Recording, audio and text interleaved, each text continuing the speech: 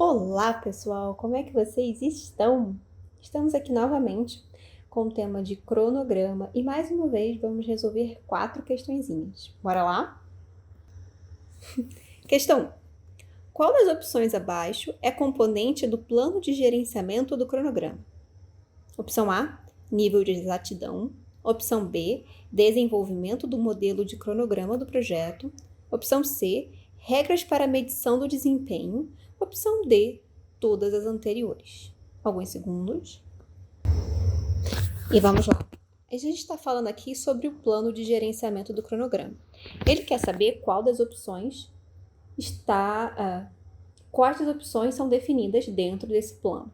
E o que faz o plano de gerenciamento, né? O plano ele vai te definir como você vai proceder dentro da área de cronograma durante todo o projeto.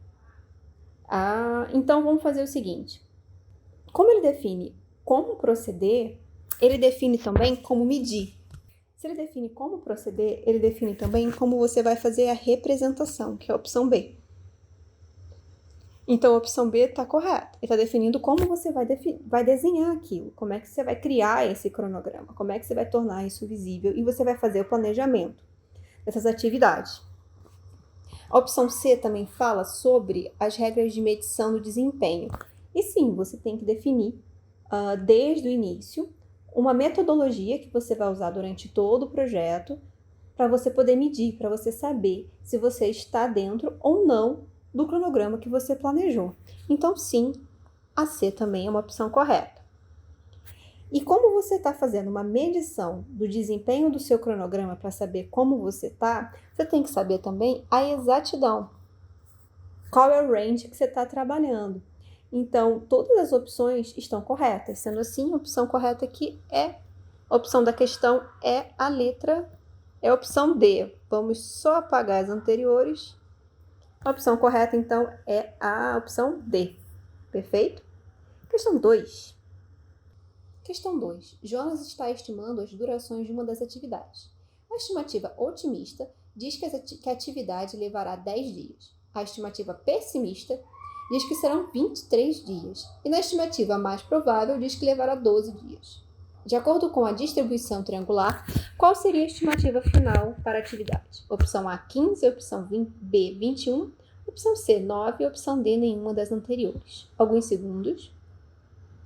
Aqui na questão, ele está estimando as durações. Então, ele fala para mim que a estimativa otimista ela é de 10 dias. A estimativa mais provável é de 12 dias e a pessimista é de 23 dias. Ok. E como é que eu faço isso? Vou ter que usar uma base de cálculo. Ele definiu aqui para mim que é a triangular. Você tem a triangular ou a beta, né? Mas ele já disse qual é a base de cálculo que você vai usar. Então, é facinho. Você vai lá. Você soma as 3. E então, você divide por 3. Que vai dar 45 sobre 3. 15. 15 é a opção A. Opção A que é a correta. Perfeito? Questão 3. Questão 3. Jonas está calculando a quantidade de tempo que uma atividade sucessora pode ser adiantada em relação à atividade predecessora. O que Jonas está calculando?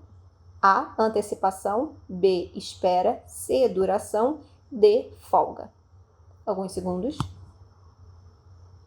E vamos lá.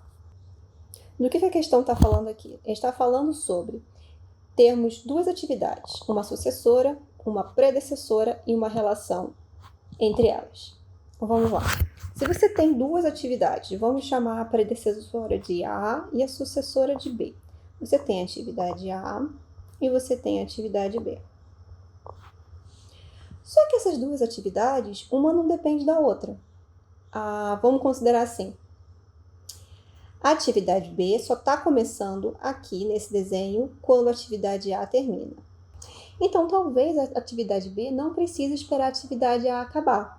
Então, eu posso, por exemplo, adiantar ela uma semana. Então, vamos lá. Como é que eu faria isso? Eu faria a atividade A e a atividade B,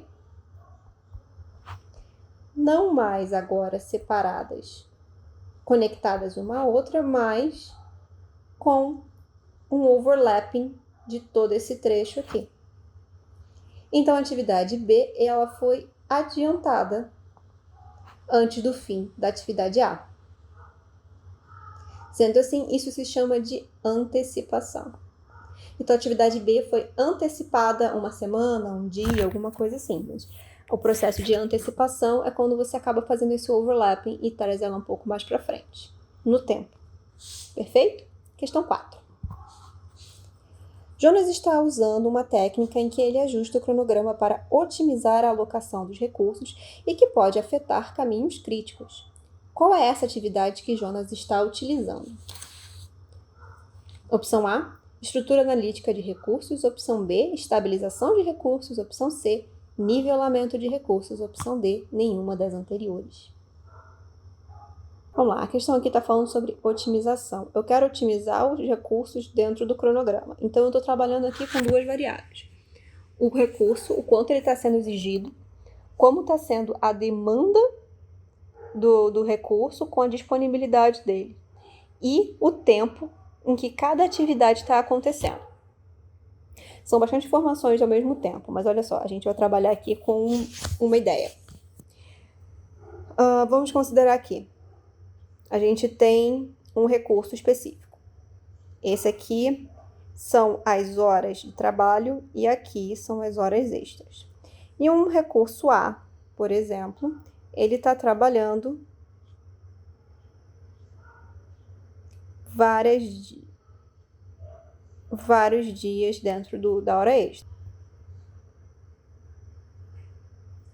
Então tá. Essa nuvenzinha é de hora extra. Então, eu tô falando que o meu recurso A está trabalhando além do horário dele, está trabalhando em hora extra. E como é que eu resolvo isso? Eu tenho dois métodos de otimização. O de estabilização de recursos e o de nivelamento de recursos. Vamos olhar aqueles rapidinho. Você tem o de estabilização de recursos e o nivelamento de recursos. Como é que eles funcionam? Basicamente é o seguinte.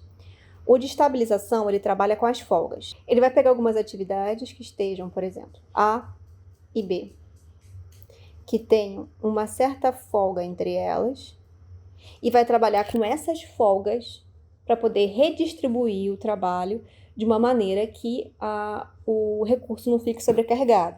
Um exemplo disso aqui seria você fazer assim. Eu tenho o processo A, isso aqui é o recurso A.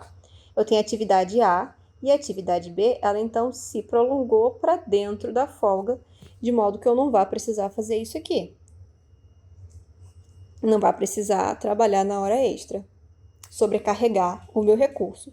Então, eu estou aumentando a duração da minha atividade para dentro da folga, esse era o trecho da folga, de modo a poder distribuir melhor a utilização do meu recurso. Só que às vezes o que acaba acontecendo é que você não consegue fazer isso só trabalhando para trás. Por exemplo, o exemplo que eu dei aqui, eu estou prolongando a atividade B para trás, mas às vezes eu vou ter que prolongá-la para frente. No momento que eu acabo prolongando ela para frente, eu acabo mudando, tendo alguma alteração no caminho crítico. E aí não é mais a estabilização de recursos. Você está trabalhando agora com nivelamento de recursos. Por quê? Estabilização não altera o caminho crítico, enquanto que nivelamento altera o caminho crítico. Então, quando você considera o nivelamento, isso aqui, esse histogramazinho aqui, ele vai se tornar algo mais próximo disso aqui. Isso é que o nivelamento vai fazer. Ele vai vir no momento que você está sobrecarregando o recurso e você ajusta o uso do seu recurso. Sendo ele um equipamento, ou sendo ele um recurso humano. E isso é o quê? Para você, um bom exemplo de quando você vai usar isso é quando você não quer pagar horas extras. Se uma questão para você é muito importante é não pagar a hora extra, você vai fazer o nivelamento, né? E se uma das questões importantes for manter o prazo, você vai trabalhar tipicamente com a estabilização. E como a questão aqui está falando sobre afetar o caminho crítico, a gente está falando então do nivelamento de recursos, que é a opção C. Perfeito? alguma questão, alguma pergunta? Então, as respostas ficaram D, A a C. E eu sou muito grata por vocês terem assistido. Muito obrigada. Qualquer pergunta, por favor, deixa aqui. Se alguém for fazer a prova, comenta também. Eu fico muito curiosa em saber. Tchau, tchau, pessoal.